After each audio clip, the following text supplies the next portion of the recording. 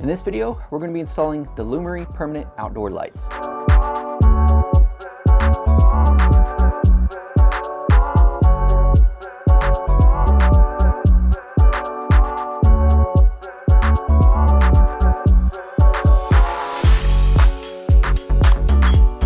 guys have been seeing some of my other videos. I've been doing a lot of stuff around the house, lighting up, RGB, trying to go a little bit smart home and have some fun with it.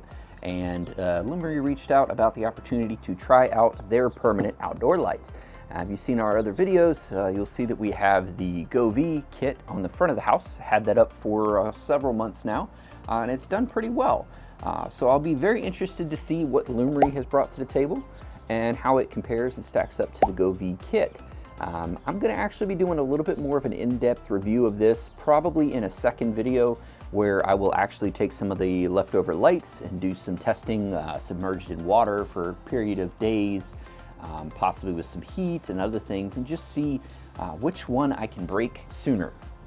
You know, what holds up better between the two kits. A little bit more of an in-depth review between Govee and the Lumary kit, but this video is going to be primarily focused on the actual install as well as setting up the app and things like that. So go ahead and jump into it and open up the box. So we did get the 118-foot kit with 78 lights. So it does include 2 large bags of lights, our controller, along with the power brick, connectors for the cables to secure them in place. Looks like it's a adhesive based as well as a nail based, so you got a couple options on how you want to run these, which is nice to see. They do include, once again, a remote, which is a nice touch. And then we have another manual for the app, as well as a basic instruction guide here to help get you set up really fast.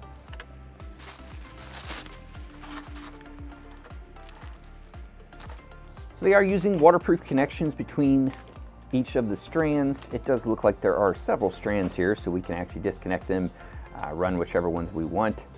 And that way I can kind of make this a little bit more modular to what I want to do. And I'm not 100% sure on where I'm going to actually be putting it on the house here. I know I'm definitely doing it on the back side along the top. I may cut across the side of the house towards the front, and that way it kind of encompasses the entire side of the house. But I may just keep it on the back side, and that way we kind of separate the front from the back, being that these are going to be 2 different kits. And I'm not actually going to be having the same app control the front from the back. So I'd imagine some of the features are going to be a little bit different, some of the modes and things like that, and having it kind of connect between the front and the back might look a little bit weird, being that they are 2 different kits and they are a little bit different in brightness. I do plan on lighting up the gazebo as well, though. I think that'll add a nice touch and should make everything look pretty good. So we will be installing quite a bit in a few different orientations, and I wanted to make sure that I had enough left over to do some of the torture testing just to see how it holds up compared to the Govee, which I do have extra Govee left as well. One thing I do notice right off the bat, this is a 24-volt system versus the Govee being a 36-volt system. Now, if you understand how addressable LEDs or LEDs in general work, when it's a higher voltage, that means that there are more LEDs generally on each section. So that's something I'm going to check here, is with individual controls. When you see the Govee kit, it actually has sections, so there's so many LED sections for each section in the app that you can control independently. So even though they are separate lights, they're chained in a certain way, and generally that's voltage controlled. So that'll be an interesting thing to test in our next video. We'll probably jump into that, the difference between the 24 and the 36 volt. Now, downside to that though, 36 volts travels better over long distances with less wiring versus a lower voltage like 24.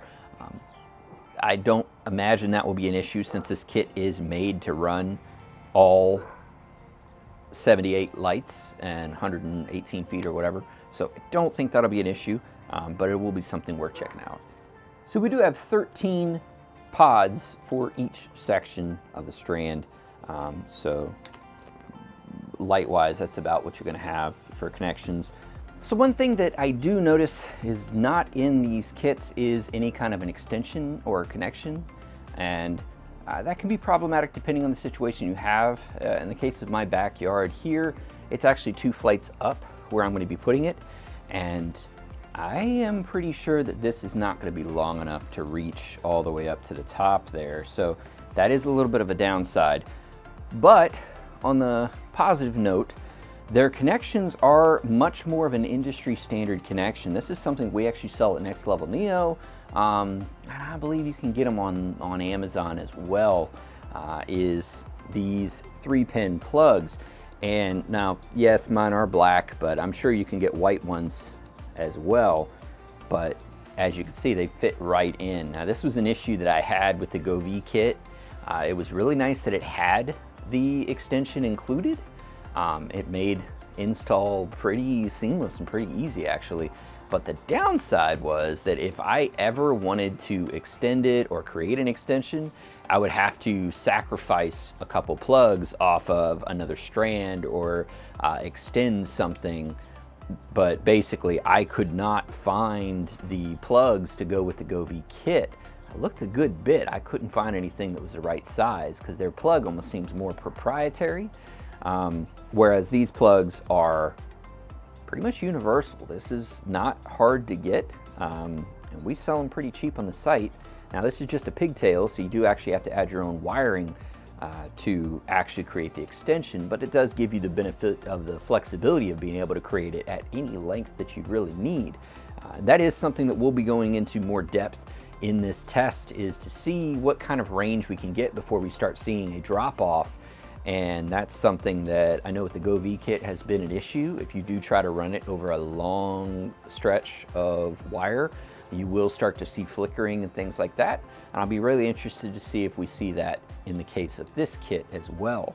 But worst case, and the way that I'll be doing it, is to get the pigtails that once again we do sell on site, and I will create my own extensions as well as splitters, because I do think that I'm probably going to start down in the corner here and split off to both the gazebo as well as to the top, and that way section wise everything kind of flows together a little bit more. I think that'll end up with a better result. So kind of a pros and cons there a little bit. I don't think it's absolutely horrible because they do use such a standard plug, but it would have been nice to see some kind of an extension in the kit to make install just a little bit easier. Now, for install, I will be using the same process with alcohol and a microfiber cloth, wiping the surface real good, giving it a couple seconds to dry, maybe a minute, and then applying the lights with the 2-sided tape on the back here.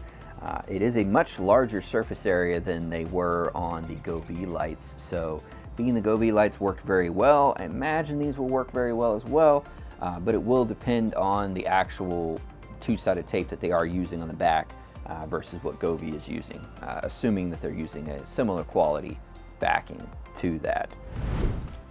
Now, Lumary does recommend installing these about 2 inches from the side of the house, generally up under the soffit or the easement, depending on what your layout is. So it will depend a little bit on the surface area that you're dealing with as to how well they're going to install. They do want you to use both one of the adhesive back cable clips as well as the nail style cable clips on each side after every 2 lights is what they recommend. And I will be using a fair amount of them, but I'm kind of curious, weight-wise, do they fall? That's something that a lot of people have expressed issues with the Govee kit, was that on their houses they were having issues with them falling down. Now, I will say for myself, I have not had that issue using the alcohol as well as the rag. It worked very well on the front, and being that the back is the exact same vinyl siding material as the front, I expect similar results, and I kind of want to see an apples to apples comparison. How does this compare directly to the Govee kit? One of the things, how well does it secure to the surface? Now, keeping in mind that they do have many of these to help you attach it, so that is included in the kit, but I just want to see apples to apples. Do I need it? So I'm not going to use them as much as they recommend, even though you should, but it's mainly just to see if it falls. I'll climb up, I'll put some of these on, I'll secure it back in place, but I want to see if it falls. I want to see how well it holds up. So I'm gonna use those sparingly. I am going to use them because I don't want the whole thing to fall down if it did, but I do want to be able to see and notice if one of them breaks free, loses connection with the top, the adhesive or whatever lets go at some point. I want to know. So I guess now is a good time to go ahead and climb up and start installing our first run.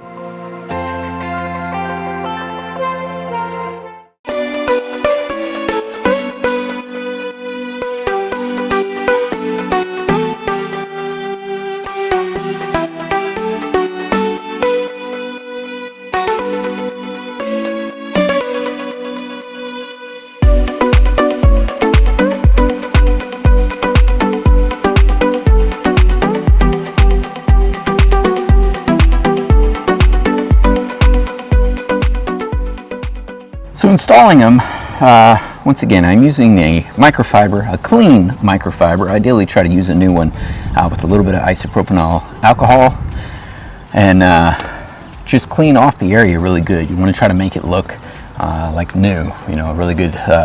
Make sure everything's cleaned off, any grime or anything, because that's obviously going to affect the ability of the tape to secure it to the surface. In general, this does seem to be just as sticky as the Govee. Maybe a little bit more. So far it hasn't been bad. Now I am spacing it a little different than the Govee, but the Govee, it kind of worked well just to stick it directly. With this kit, I am actually going to be overlapping a little bit, so there will be some areas where it's not actually sticking to anything because of the way that the vinyl is laid out up in here. But these are so much bigger, I think it's still going to work well even doing it like that. And part of this is kind of experimentation just to see, comparatively speaking, how well this is going to work and hold up compared to what the Govee kit did. I've got pretty good hopes for this kit. It seems all in all to be a solid kit with some benefits to it over the Govee one. And I guess we'll find out here soon enough once I get them all up.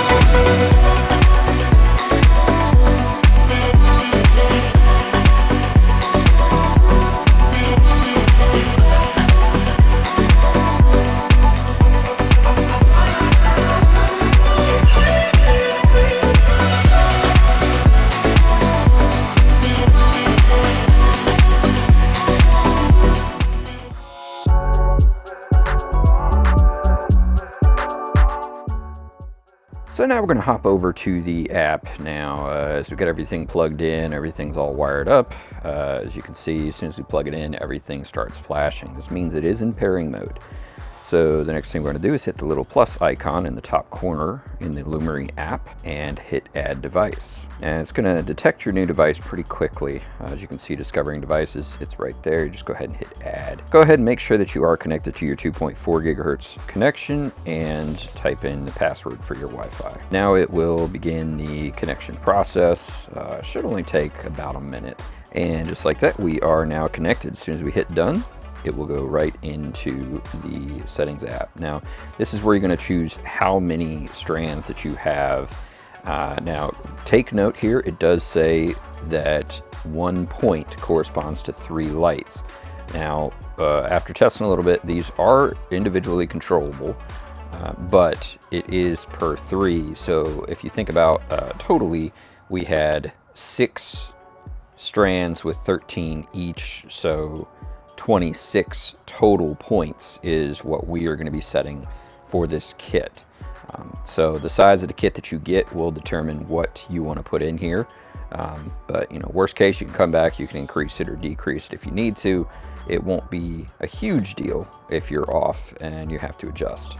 But in the event that you do not have all of your lights lighting up, it's likely that you just don't have enough points selected on this screen. So go ahead and hit confirm, and that will set all of them. As you can see, they are all one solid color, and I can go in here and change that color on the white scale. I can go to color. I can change it to, you know, any single color that I might want. I can adjust the brightness if I choose to as well.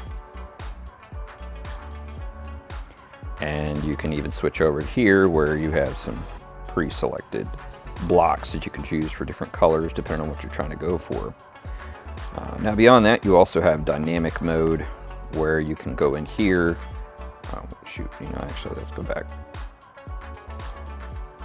And so on this screen here, you can also select each light and adjust them independently. So like if I scroll down to the little squiggly line here, I can actually change the color of any one section if I choose to. As you can see, I've changed the color on a couple of them there to something different. I'll change a couple to red if I want.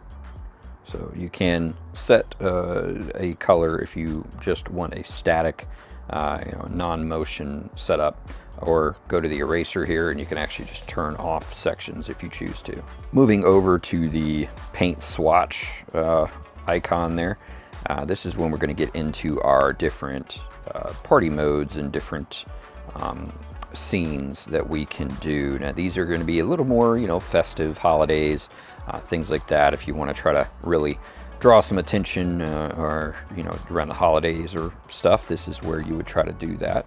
And there's quite a few to choose from, as well as the ability to modify an existing one if you choose. So like in the case of rainbow, I can go into the rainbow selection and I can actually change the colors. So let's say that I want to do red, white, and blue as a little bit of a patriotic feel to it. I can hit that, do save as, and just call this one July 4th. Hit that, and now I have a July 4th theme. So, you know, when July 4th comes around, I can go ahead and open up the app and change on the lights on the house, and, you know, in the backyard, I can now have a July 4th theme. Rainbow is a pretty cool mode, pretty cool color. I do like that style. And within that mode, you can also select your speed of how fast everything will flow, as well as the direction that everything flows. You can have it flow in reverse or forwards, either way. You have modes like chasing, which will actually, as you see, just slowly fill out the house. You have flow, where the colors will slowly flow across. Chase. Dazzle. There's a gradient. Jump. Breathing. And blink. And then you can take any one of these mode styles and select the three dots in the corner to go ahead and tweak that to whatever style that you might want it to be, and then just hit save as, give it a new title, and you've created another show mode. And it will give you some flexibility and things that you want to do. Beyond that, you do also have the music mode, and in music mode you can switch over to any of the rhythm, game, or romantic, and this will make it dance to inputs on the microphone itself, and that is within the phone. So as you can see there at the top, the lights follow the music connected by the phone microphone. So you got to keep the phone connected to the controller, and keep the phone somewhat localized to whatever the audio source is that you are trying to have the music dance to. Beyond that, you also have timers that you can add here if you wanted to have it turn on at a certain time. Being this is in the backyard, I will be adding a timer. And for that timer, I'm going to be doing the same thing Sunday, Monday, Tuesday, Wednesday, Thursday, Friday, and Saturday at 5 p.m.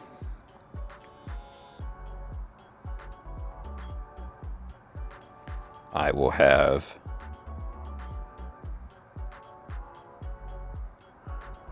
the lights turn on.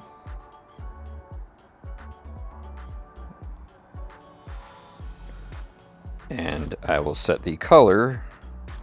In the backyard, I'm going with a little bit more of a natural white. So we'll go with something like that color.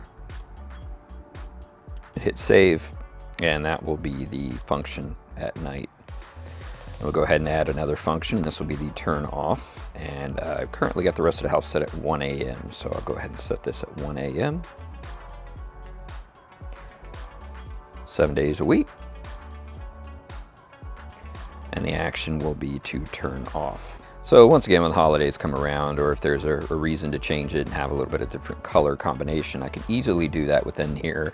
I can also easily activate or deactivate timers, and that way they're temporarily turned off, but quite easily turned right back on in the event that I ever want to. For me, I think this will probably be the standard color that I have. It's not too aggressive of a color. It lights the backyard quite well, so it looks pretty good without being too bright or just too white in general. Now, as well, I can also go in here and create scenes. So if you want to create some voice activations, you can here, and this would actually sync up with your Alexa app. Now, I've already connected with the Alexa, but in the event that you were wanting to sync up to it, it's pretty easy. You're just going to go into your app here. In the top corner, you'll see the pin, and the pin is also where you can rename the device if you choose to. Currently, I'm just going to leave it at the eaves lights. That's perfectly fine. You can change the icon if you want to. If you have a photo of maybe your backyard or something, you can upload that way. And then you can set the location. So I am going to set the location to backyard, and that does help somewhat with the Alexa app so that it can actually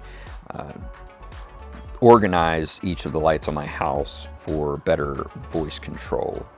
Under third-party control, this is where you would connect to an Alexa or a Google or SmartThings if you were going to use any of those. I am already connected to Alexa, so I will not have to worry about that. But if you were, you would just hit Alexa. It'll come in and it'll say you can connect here.